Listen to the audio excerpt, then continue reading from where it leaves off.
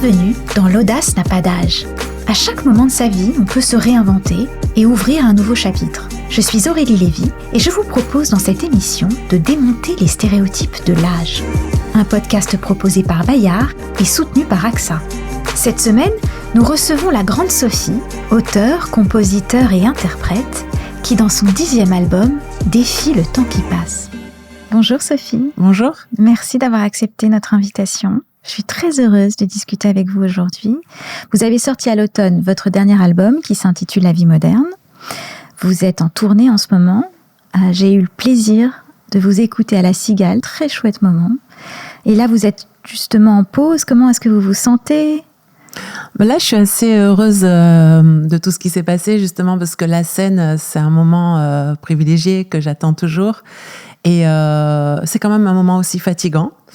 Donc, je suis très contente de prendre quelques jours de repos. Et puis, on revient en juin sur scène avec toute mon équipe. Donc, c'est beaucoup de kilomètres, c'est retrouver des regards, c'est retrouver une chaleur humaine, tout simplement. Alors là, justement, une des grandes thématiques de l'album et aussi la raison de votre présence aujourd'hui parmi nous, la thématique, c'est le temps qui passe. Avec le temps qui passe, on ose aussi des choses qu'on n'osait pas avant. Là, sur cet album, par exemple, entre autres choses que vous osez, c'est de jouer au piano, parce que vous n'êtes pas pianiste. Qu'est-ce que vous osez aujourd'hui, à plus de 50 ans, que vous n'osiez pas à 30 ans, par exemple ? Déjà, je crois que dès mes débuts, j'ai beaucoup osé sur scène. J'essayais vraiment plein de choses. Je disais même ce qui me passait par la tête à la minute. Après, j'ai un peu recadré tout ça. J'ai appris à diriger différemment mon énergie parce que à mes débuts, j'étais un petit peu la fusée qui passait et qui sortait de scène épuisée. Et j'ai appris les silences avec le temps. J'ai appris à poser mon corps sur une scène aussi sans forcément bouger, sachant écouter l'autre aussi. Je pense au travail que j'avais fait avec Delphine de Vigan, à la lecture musicale l'une et l'autre. Mais avec les années, en fait, j'ai surtout de l'expérience par rapport à ce que je ne veux plus faire, par rapport à ce que je veux faire aussi. J'ai dû apprivoiser le studio. C'était quelque chose de très particulier pour moi, le studio où on s'enferme, on est dans un lieu où on confronte aussi ses goûts avec un réalisateur. On n'est pas forcément d'accord. Et tout ça, j'ai appris à le gérer et à m'affirmer aussi. C'est souvent une problématique qu'on rencontre avec le temps qui passe. On est un peu largué au niveau de la technologie.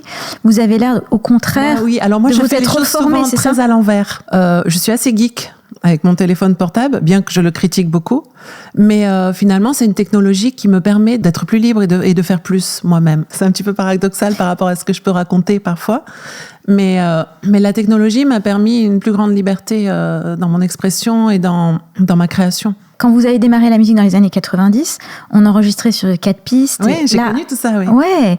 Et donc, vous vous êtes formée. Comment ça marche ? Vous le faites toute seule ? J'ai la chance de vivre avec quelqu'un qui est informaticien déjà. Le fait d'apprendre au fur et à mesure les premières cartes son, tout ça, mon mari m'a beaucoup guidée. Et c'est vrai que j'étais un peu hermétique à tout ça. Ce sont des outils, en fait. Quand on les maîtrise, eh bien, on peut faire plus. C'est sûr que si on a un informaticien à la maison... C'est pratique. Ouais, en effet, c'est la modernité, c'est le temps présent, c'est des sons aussi qui sont actuels. Oui. Je sais que c'était très important pour vous que le son soit très actuel pour cet album. C'est mon métier aussi d'écouter, d'être curieuse, de me jeter à l'eau, d'essayer, de travailler mes sons, de les confronter aussi à d'autres oreilles, choisir les gens qui m'entourent, qui vont travailler sur un album avec moi. C'est aussi important parce que je leur fais confiance et quand on a le nez plongé dans un projet, on voit pas forcément tout, on n'entend pas forcément tout, on est trop dedans. Donc, il faut savoir s'entourer. Mais justement, est-ce que vous avez délibérément choisi de collaborer avec des plus jeunes ? Je pose la question pour tout ce qui est échange intergénérationnel parce que vous avez travaillé avec des plus jeunes, avec des artistes plus âgés aussi. Oui. En fait, je me rends compte qu'il faut travailler avec des gens avec lesquels on se sent bien. Peu importe la génération à laquelle ils appartiennent. Je vais peut-être aller parfois demander un avis sur une génération plus jeune pour une question de son parfois, mais qui correspond à un titre précis. Ce qui compte avant tout pour moi, c'est de me sentir bien avec la personne. Elle peut être très très jeune et très très âgée. Moi, j'aime bien relier les générations. La musique permet ça en plus. La musique permet ça, Elle est poreuse, elle est transgénérationnelle. Mon public est d'ailleurs comme ça. Je sens qu'il y a des plus jeunes, il y a des familles qui viennent. Le but, c'est pas de cloisonner les gens. Au contraire, c'est d'entendre différentes paroles. J'aime bien aller à la fin des concerts, signer des petites dédicaces aux gens pour écouter leurs paroles aussi. Et on me raconte des histoires totalement différentes. en fonction de l'âge. Et puis les générations après se succèdent. Et on a, là par exemple sur cette tournée, eh bien, j'ai des enfants qui m'ont connue quand ils avaient 2 ans, c'était leur premier concert, et maintenant qui ont 24 ans. Et c'est super touchant d'entendre aussi ce qu'ils ressentent sur les chansons de maintenant. Et je pense aussi que les gens, les femmes en particulier, sont très touchées par le fait que vous adressiez la question du temps qui passe. Vous vous êtes livré avec beaucoup de candeur sur justement les affres. J'en ai toujours parlé du temps qui passe. C'est quelque chose qui me poursuit. C'est quelque chose où je sais que j'ai un travail à faire là-dessus. Lequel ? Je crois qu'il y a des choses à accepter. On va tous au même endroit, hein. On finira tous pareil, mais il y a des petites étapes à accepter. Et pour moi, la cinquantaine a été très très difficile à vivre. La société a fait beaucoup de progrès. Vous voyez, on est en pleine crise féministe et c'est très bien, c'est tant mieux. Mais du côté d'accepter de vieillir, la société est très ingrate. Et on vous le fait remarquer, c'est-à-dire que moi, dès que j'ai passé, on va dire, 45 ans, j'ai eu des petits mots qui arrivaient dans ma vie, mais même de personnes très bienveillantes. C'est un vocabulaire qui change, en fait. En rencontrant des personnes avec qui je devais travailler, j'ai entendu le mot jeunisme qui apparaissait dans les deux sens, c'est-à-dire « Oh, c'est bien, tu ne fais pas du jeunisme »,« Oh, ou il ne faut pas que ton album fasse du jeunisme ». Et ce mot, je me suis demandé pourquoi il apparaissait dans ma vie alors que moi, naïvement, j'avance avec les années et je suis très contente, je poursuis ce qui me plaît, d'écrire des chansons. J'ai vu en fait que j'avais peut-être basculé d'un autre côté et j'ai vu qu'on me poussait vers une autre direction qui s'appelle plutôt la sortie que l'entrée. Et ça n'a pas été évident à accepter, mais il y a des choses à dépasser. Comment on fait ? On est présent. Être là aujourd'hui, être là sur scène, continuer à avoir envie d'écrire des chansons, parce qu'il faut avoir envie. Je crois que je suis là, j'ai pas un tempérament de militante, je l'ai jamais eu, mais je sais prendre la parole quand il faut. Et le fait d'être présent, sans claironner, je pense que c'est un statut aussi. Et j'y tiens. Dès que j'ai commencé, dès mon premier album, en faisant une scène à Montreux, au Festival de Montreux dans le Off, un producteur était venu me trouver, j'avais 27 ans. Et il m'avait dit « Ah, c'est bien ce que tu fais, ça m'intéresse, tu as quel âge ?» Et je lui avais dit « J'ai 27 ans ». Il m'a dit « Ah non, c'est trop vieux ». Et là, j'avais compris que dans mon métier, la question de l'âge se posait très rapidement. C'est revenu taper à ma porte bien plus longtemps après, mais je sais que dans mon métier, je suis un diplodocus. J'ai dit ça comme ça parce que c'est des métiers où on croise que des jeunes dans la musique, beaucoup, beaucoup, beaucoup. Parce que je pensais là tout à coup aux Stones, mais c'est vrai que pour les femmes encore plus. Oui, certainement. Mais de toute façon, les femmes sont toujours les premières à s'en prendre plein la figure. Ça, je l'ai compris aussi il y a longtemps. Mais voilà, il faut faire les choses. Et moi, depuis l'enfance, je sais ce que je veux faire. Et jamais rien ne m'a empêché de faire ce que je voulais faire depuis... Je crois que j'ai dit que je voulais être chanteuse depuis que j'ai l'âge de 7 ans. Et je me suis rendu compte bien plus tard que dans ma famille, je suis la première femme à réaliser le métier qu'elle souhaitait faire. Donc c'est pas rien tout ça. Ce qui m'a poussée moi dans ma vie, c'est que en tant que petite fille, ma mère m'a toujours dit, il faut que tu sois indépendante. Et il faut que tu choisisses le métier que tu veux faire. Ça, c'était quelque chose qu'elle m'a rabâché beaucoup. Trouver sa vocation jeune, c'est assez miraculeux. Oui, je comprends. C'est aussi une grande chance, justement parce que dans ce programme, on parle beaucoup à des gens qui ont eu différentes carrières, qui ont opéré des changements dans leur trajectoire professionnelle en cours de vie ou justement après 50 ans, etc. Et on se rend compte que on peut avoir différentes vies. C'est pas bien sûr. On peut avoir différents attraits. Ouais. Oui, c'est vrai, être attiré par différents corps de métier. Ouais. Mais je veux rebondir justement sur ce que votre mère vous disiez. En quoi est-ce que être financièrement indépendante est important pour vous? Qu'est-ce que ça a changé? À partir de quand l'avez-vous été? Je l'ai toujours été. J'ai gagné ma vie avant mon mari. Vous vous êtes rencontrés au lycée, c'est ça? Très tôt à la fac, oui. Ouais. J'ai toujours été indépendante financièrement en faisant des petits boulots parce que j'ai pas gagné ma vie spontanément en faisant de la scène. J'ai dû faire des petits boulots et je me donnais toujours les moyens d'aller chanter. Je travaillais l'après-midi, en début de soirée, j'allais donner un concert et le lendemain, je revenais à mon petit boulot. Oui, j'avais reçu ça comme éducation et puis je voulais me porter aussi et pas dépendre de quelqu'un. Vous disiez tout à l'heure que vous avez appris avec le temps, justement, à ne plus faire certaines choses qui ne vous plaisaient pas. Quand vous racontiez cette anecdote du studio qui s'est mal passé, je me suis dit que ça faisait partie de ces choses que vous ne voulez plus subir. Est-ce que vous pourriez rentrer un peu plus dans le détail de ce que vous ne souhaitez plus faire et il a fallu toutes ces années pour le comprendre, en quoi le temps vous a permis justement de les identifier, de vous en affranchir et aussi les choses que vous souhaitez profondément faire? Il m'a fallu du temps parce que moi, je débarquais dans un milieu totalement nouveau, c'est-à-dire que quand on vient de la scène et qu'on n'a jamais fait du studio, on ne sait pas comment ça se passe dans un studio, on ne sait pas par où commencer, donc on fait confiance aux personnes qui sont là pour ça, un ingé son, un réalisateur. Mais en fait, je me suis rendu compte que j'ai fait confiance à des gens, parfois plus qu'à mes oreilles.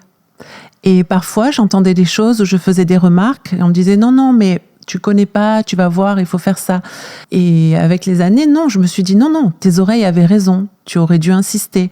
Et maintenant, je tiens tête quand je travaille avec une personne et qu'on n'est pas d'accord, ou sur un titre où on n'a pas de solution, je tiens tête jusqu'à satisfaire mes oreilles. Mais il a fallu passer par cette expérience. Et cette expérience, j'ai envie de dire qu'elle est un petit peu normale quand vous arrivez dans un milieu où vous tâtonnez, c'est normal de faire confiance aussi à des gens qui sont là pour ça. Donc vous parlez de vous faire un peu plus confiance, mais ça implique de mieux se connaître aussi. Et c'est aussi un des avantages du temps qui passe. Bien sûr. En quoi est-ce que vous vous connaissez mieux ? Pour apprendre à se connaître, il faut aussi savoir écouter l'autre, parce qu'on ne peut pas avoir une perception de soi entière et globale. J'écoute beaucoup et je sais prendre ce qu'il faut, c'est-à-dire que je ne vais pas forcément tout prendre de ce que me dit la personne, mais j'aime bien qu'on me dise les choses clairement. Je ne fais pas partie des artistes à brosser dans le sens du poil. Il y a beaucoup d'artistes comme ça qui aiment entendre « tu es merveilleuse, ma chérie, c'est fantastique ». Moi, je vais chercher les petits détails pour aller plus loin et les choses que j'ai à améliorer. Donc, il y a des choses pas forcément agréables à entendre, mais je peux les comprendre et je peux les travailler pour arriver là où je veux aller. Parmi les questions liées au temps qui passe, il y a celle du corps qui change. Oui, j'en parle dans une chanson. Vous en parlez dans une chanson. Qu'est-ce que vous aimeriez dire aux femmes qui ont passé la cinquantaine, qui se questionnent, qui n'osent pas forcément certaines choses du fait de ces changements physiques? Vous-même, comment avez-vous traversé cette période de changement en toute honnêteté? J'avais une chanson qui s'appelait « Ma première ride » sur mon 3e album, parce que on s'examine, je m'examinais. Ce qui est marrant, c'est que le corps change, l'esprit pas, je trouve, ou évolue. Il faut accepter. Il y a des choses à accepter et se dire « Ah ben mince, ça tombe pas là où je pensais. » Mais finalement, à partir du moment où votre état de santé est là, c'est pas si grave, on va dire. Depuis que vous avez passé la cinquantaine, est-ce que vous avez changé votre rapport à votre corps et la façon dont vous préparez aussi d'ailleurs vos tournées, etc. Pas vraiment. J'ai de la chance d'avoir une santé et des cordes vocales en béton, parce que c'est important par rapport à la scène. Alors je continue un petit peu inconsciemment et un petit peu de façon très adolescente. Je pense que vous, c'est pareil. Un matin, on peut se lever, on a 8 ans, et puis le lendemain, on a 91 ans. Je crois que c'est un petit peu chez tout le monde comme ça. On parlait de la scène, de l'énergie, de la santé. Vous avez une pêche phénoménale. Vous êtes aussi extrêmement généreuse sur scène. J'ai l'impression qu'il y a un lien entre donner de soi, être généreux, et justement avoir une énergie qui défilage. En fait, moi, depuis longtemps, la scène, c'est un jeu, J-E-U. Quand je suis sur scène, on ne peut pas m'emmerder, quoi. Voilà, je suis dans le présent et je fais ce que je veux. Donc, à partir du moment où je fais ce que je veux, j'aime bien partager, jouer avec l'autre, aller taquiner parfois le public, ou aller le toucher, ou aller... voilà, c'est... faire passer un bon moment aux autres. Je sais que les gens n'ont pas des vies si simples que ça. Le fait déjà qu'ils prennent le temps de venir, c'est aussi pour se changer les idées. Donc voilà, je joue avec tout ça, avec les humeurs. qui sont pas les mêmes chaque soir forcément. Je fais pas forcément les mêmes phrases, je raconte pas forcément les mêmes histoires. J'aime bien improviser aussi des histoires. J'ai un moment à moi où je peux improviser et ça va être en fonction de ce que je ressens. Donc tout ça, c'est vivre aussi avec le présent à ce moment-là. Mais c'est intéressant que vous parliez du présent parce que le seul endroit finalement où le temps qui passe n'a pas d'incidence, c'est dans l'instant présent. Oui. Vous disiez tout à l'heure qu'il était important d'être présent, mais je pense que vous parliez de votre présence physique à des événements. Oui. Comment est-ce que vous restez présente à vous-même et à l'instant ? Souvent dans les détails, en fait.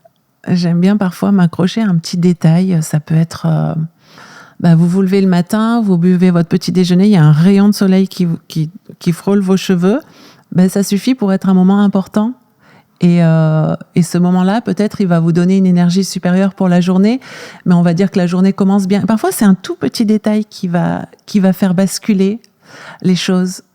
Je suis très attentive aux détails, en fait. Je me dis que c'est par les détails qu'on apprend à connaître les autres aussi. Ouais, et les moments de grâce. Il y a de la grâce dans l'instant présent, qui, j'imagine, se chope aussi dans certains moments dans la création. Oui, dans une erreur. Parfois, on fait une erreur, on est en train de composer quelque chose, on se trompe d'accord, et puis on se dit « Ah, mais c'est là, il faut que j'aille là. » Et donc, c'est savoir saisir des petits moments comme ça, qui sont très courts. Il y a une erreur ou un échec qui a été fondateur ou qui vous a vraiment aidé ? Alors, c'est marrant parce que j'ai tendance à pas rester, moi, sur les... Je veux vite me débarrasser des... Ah, c'est vrai ? Non, mais j'ai fait l'erreur de la débutante. Moi, quand j'ai fait mon premier Olympia, le truc qu'il fallait pas faire, genre l'école des fans, tu arrives, tu prends une nouvelle robe, tu changes de guitare, tu veux tout changer parce que tu fais l'Olympia, quoi. Mais non, mais il faut jamais faire ça. Et j'ai fait ça, c'était une catastrophe globale, rien ne marchait.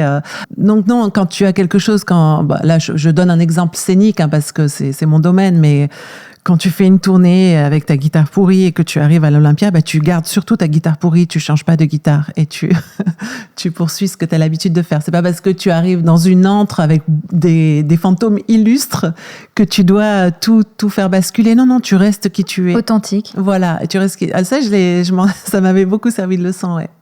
Mais ça va aussi avec toutes ces questions liées au passage du temps et à l'âge, etc. C'est rester soi aussi, c'est-à-dire s'entretenir, oui. Mais en gardant une part d'authenticité. Oh, mais c'est important d'être à l'aise dans ses baskets, bien sûr, de ne pas faire semblant d'être qui on n'est pas. Quand on est artiste, chanteur, vous en l'occurrence, vous êtes chanteuse, compositrice, vous avez plusieurs casquettes. On se pose la question, est-ce qu'on m'attend toujours ? Comment ? C'est une question vraiment dure. Comment est-ce que vous y répondez à cette question ? On se pose plein de questions. J'en parle un peu sur scène. On se pose la question quand on écrit une chanson si on va être comprise. Ouais. On ne sait jamais comment elle va être prise, une chanson. Moi, ça a toujours été, à chaque fois que j'enregistrais un nouvel album, j'ai toujours eu l'impression de remettre ma vie en jeu. Parce que justement, on ne sait pas. Et c'est un peu des métiers aussi de montagne russe. On sait que ça peut redescendre, que ça peut remonter.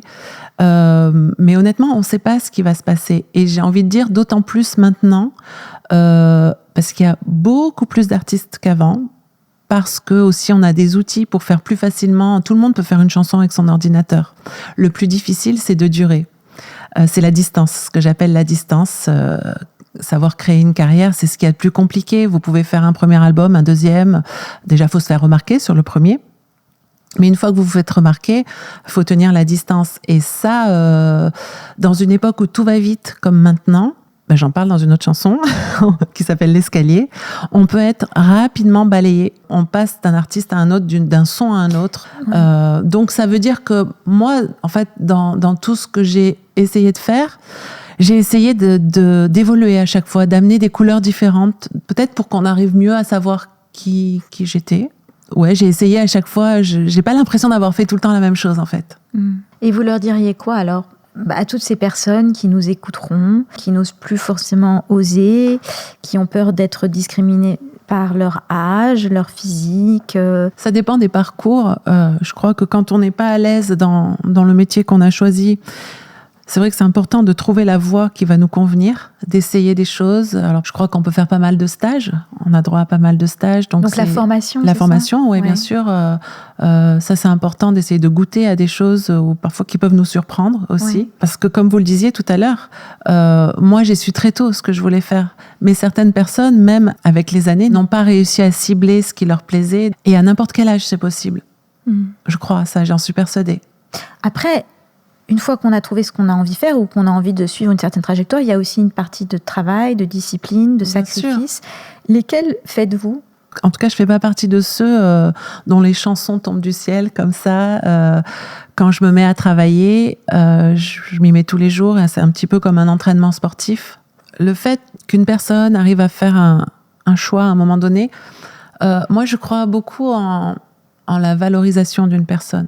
Je remarque même, j'observe beaucoup, c'est très important de valoriser les gens dans une équipe de travail, d'arriver à trouver ce qu'apporte chacun à l'équipe. Et je pense que ça peut donner un élan à une personne aussi, qui l'aide à mieux se sentir dans son travail et qui l'aide à mieux trouver sa voie aussi. Mais valoriser les personnes, c'est quelque chose qu'on oublie parfois. Ouais, et parfois on l'oublie parce qu'on est soi-même tellement dans la crainte de ne pas répondre aux attentes des uns et des autres qu'on oublie de valider son prochain, ce qui est au fond un cercle vicieux. Moi, je m'en suis rendu compte en fait parce que j'avais décidé d'aller à la halte des femmes. Ce sont des migrantes qui arrivent là-bas, qui viennent pour faire une toilette, pour se reposer, qui n'ont pas de maison. Et je m'étais dit, la culture doit pouvoir arriver jusqu'à elles. Donc j'y allais tous les 10 jours. J'allais les voir, je passais 1 heure parce que le temps de concentration était très court. Mais je me rendais compte qu'être à leur écoute, partager des choses et les entendre et les valoriser, ça pouvait leur donner de la force aussi. Et elles qui arrivent en terrain inconnu, puisqu'elles venaient d'autres pays, elles débarquaient comme ça, sans toit, sans rien, eh ben, ces petits moments, quelque part, je voyais que c'était des femmes qui arrivaient très fatiguées, mais qui, avec cet échange, repartaient avec un sourire. J'ai vu ce que valoriser les gens, les écouter, c'est hyper important. Qui vous a valorisé et écouté ? Mes parents. Dès que j'ai dit que je voulais être chanteuse, ils m'ont jamais dit « Oh non, mais arrête, non, mais c'est pas possible. » Non, au contraire, ils m'ont toujours prise au sérieux. Petit questionnaire de la fin ? Oui. Allez, on y va. En quoi le temps vous a réussi, Sophie ? En quoi le temps m'a réussi ? Eh bien, j'ai accumulé beaucoup de savoir-faire à ma manière. J'ai cité le terme d'expérience tout à l'heure, mais c'est des petits savoir-faire. En quoi le temps vous a-t-il failli ? Eh bien, c'est ce que je disais, je vais reprendre ce que je disais au début. J'ai des choses à régler avec ça. À un moment donné, savoir accepter tout ce que ça induit, quoi, parce que on est assez inégaux aussi face au temps qui passe. Pour l'instant, tout va bien, mais il se peut qu'il y ait des moments moins bien qui font peur, en fait. Ouais, mais franchement, Sophie, vous cartonnez, vous faites la cigale. Vous avez à la fois un public plus jeune, un public de votre âge. Tout est très fragile. J'ai conscience du moindre pas que je fais parce que ma carrière n'a pas été si simple que ça. Je dis toujours, quand je travaille avec les gens, qu'il va falloir contourner parce que ma carrière est faite que de contours. Et moi, je suis là pour trouver les angles et comment on avance. J'ai accompli de belles choses. Je suis très contente. Mais parfois, il y a des jours où je me lève, où je me dis, soit tout va redescendre très bas, soit il va falloir maintenir un cap. Ouais, mais c'est aussi parce que tout dépend de vous. C'est-à-dire que vous êtes auto-entrepreneur. Je porte beaucoup de choses. Ouais. Vous êtes auto-entrepreneur et si vous ne vous levez pas le matin pour insuffler Alors, à votre... ce qu'il faut garder avant tout, c'est le désir, l'envie. Et ça, la musique le permet, je trouve, parce que ça a quelque chose d'infini dans la musique. On peut refaire un morceau, par exemple, si je prends un titre comme Du Courage, j'ai fait 7 ou 8 versions et je suis sûre qu'il y en a 3 autres qui m'attendent. C'est cette envie d'aller chercher, d'aller fouiller, d'aller trouver autre chose, de se dépasser aussi. Vous la nourrissez dans la lecture, les films, enfin... Dans la pratique. Moi, je suis quelqu'un qui, je me mets derrière mon ordi. Dans tout ce que je fais, j'ai un côté très manuel. Il faut que je joue de la guitare. Il faut que, quand je fais des cyanotypes, puisque j'ai fait la pochette là de mon album, il faut que je découpe le papier. Il faut que je l'enduise de produits. Il faut que je fasse, en fait. Et même les gens qui ont commandé mon album, j'avais fait une série de précommandes où j'ai tiré 200 photos à la main que j'ai découpées parce que je veux que ça vienne de moi et je veux que les gens le sentent, en fait. La rencontre qui a tout changé, Sophie? Il y en a eu plusieurs. Il y a la rencontre amoureuse, mon mari. J'ai énormément de chance parce que le temps, en plus, bonifie tout ça. Je le dis aussi dans une chanson, le temps ne nous a pas trahis. Il est à nos côtés. Et ça, c'est assez rare, j'en ai conscience. Donc, c'est la rencontre de ma vie qui a tout vu naître. J'ai envie de parler de mes parents aussi parce qu'ils m'ont vu naître, mais c'est une belle rencontre qui m'ait donné la vie aussi. Et ils m'ont fait confiance de ce côté-là. Après, il y a eu des gens avec qui j'ai travaillé. Je pense à Maxence Fuchs, je pense à ma manageuse avec qui j'ai travaillé pendant 20 ans. C'est pas rien de travailler avec une manageuse pendant 20 ans, Judith Lévy, qui a un regard toujours hyper bienveillant. Les rencontres aussi artistiques comme Françoise Hardy, comme Alex Bopin, comme d'autres personnes, Benabar, j'en oublie, mais en tout cas des gens qui ont du tempérament et qui m'intéressent. La plus belle chose qu'on vous ait dite? C'est vrai que ça me touche quand les gens trouvent que le spectacle est chaleureux. Ouais. Parce qu'il y a beaucoup de musique très froide aussi en ce moment, par les sons, et j'ai voulu vraiment donner à cette tournée un ton, chaleureux, ne serait-ce qu'en le représentant par un feu de camp sur scène à ma manière, mais c'est important pour moi de donner ça aux gens. C'est une sorte de réconfort aussi. Et je sais aussi que j'ai eu parfois ce défaut, on m'a souvent dit « Arrête de faire chanter les gens comme ça ». Mais en fait, quand on chante ensemble, c'est une force, je trouve. J'ai pu à un moment donné aller très loin dans une forme de ce qu'on peut appeler, je faisais un peu ma poissonnière. Mais c'était pour donner du réconfort aux gens. Ouais, maintenant, je le fais différemment. Ouais. J'ai trouvé d'autres moyens de le faire. J'ai évolué de ce côté-là. Pourquoi est-ce que 50 ans, c'est le moment où il faut avoir le plus d'audace? Je ne sais pas si c'est là où il faut en avoir le plus, mais il faut encore en avoir. Moi, je regarde souvent les jeunes dans mon métier qui arrivent et parfois, je trouve qu'ils n'essaient pas assez. Ça m'est arrivé de dire à mes premières parties, n'hésite pas, c'est le moment de tout essayer. Et après, tu affines. Mais je crois qu'à 50 ans, il faut encore avoir ce type d'audace, parce que sinon, on est sur des rails et rien n'est surprenant. Moi, j'ai plein de nouvelles envies. Mais justement, puisque l'audace n'a pas d'âge, qu'est-ce que vous n'avez pas encore osé, Sophie? J'ai jamais osé le théâtre, parce que peut-être il y a beaucoup de textes à apprendre, et qu'au niveau de la mémoire, je ne sais pas si j'y arriverai. Mais en même temps, j'ai envie de le mettre en forme. J'ai des envies de ce côté-là, d'un one-woman show musical que j'essaie d'écrire. Je l'ai déjà fait, seul sur scène, se confronter comme ça aux gens. J'adore ça. Bizarrement, je trouve qu'on a beaucoup plus de liberté que quand on est en groupe. Souvent, les gens vous disent « Oh, mais qu'est-ce que c'est dur d'être seul sur scène ?» Je crois que c'est plus facile, moi. J'ai fait des musiques de téléfilm, mais j'ai jamais fait pour un film. Écrire une comédie musicale avec un metteur en scène, j'adorerais tout ça. Oui, c'est. J'ai pas encore fait tout ça, vous voyez. Il y a encore tellement de choses à faire. Mais oui. Merci beaucoup pour ce temps que vous nous avez accordé. Merci à vous, c'était très agréable de discuter avec vous. Les conseils de la grande Sophie. Apprenez à écouter l'autre pour mieux vous connaître vous-même, car il vous donnera une autre perception de vous. Restez authentique et à l'aise dans vos baskets, sans faire semblant d'être qui vous n'êtes pas. N'ayez pas peur de tester, de goûter à des choses qui parfois peuvent vous surprendre. Pour tenir la distance, il faut savoir évoluer, apporter de nouvelles couleurs à son parcours.